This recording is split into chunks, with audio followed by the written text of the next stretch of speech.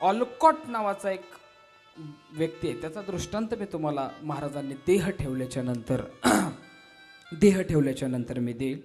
त्याआधी महाराजांचा जो नामजप तुम्ही ऐकता, आता एक सिरियल येते मध्यंतरी, पिक्चर आला, दाजी साहेबांचा एक पिक्चर आलता, बरेच गोष्टी आल्या. महाराज त्याच्यात दाखवलेत, कायम म्हणतात शिवहर शंकर नमामि शंकर. आवाजात थोडा बदल झालाय. शिवहर शंकर नमामि शंकर शिवशंकर शंभो, हे गिरिजापती भवानी शंकर शिवशंकर शंभो.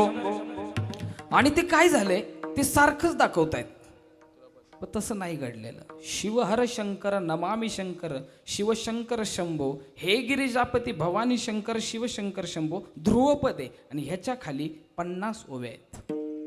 हे एक स्तोत्र आहे, आणि हे स्तोत्र कुणाचं आहे ते पण नीट ऐका. हे स्तोत्र स्वामी निर्मलानंद सांगलीचे, त्यांचं हे स्तोत्र होतं, त्यांनी रचून आणलं होतं. आणि 14 एप्रिल 1878, म्हणजे बघा, स्वामींनी देह ठेवलाय 30 एप्रिलला, आणि हा जो प्रसंग घडलाय त्याच्या आधी 7 दिवस, 14, त्याच्या आधी 15, 14 एप्रिल 1878, त्यावेळेला महाराज बावडीवरती, विहिरीवरती बसलेत, आणि पटवर्धन महाराज येऊन समोर बसले, आणि ते सगळं वाचून दाखवलं.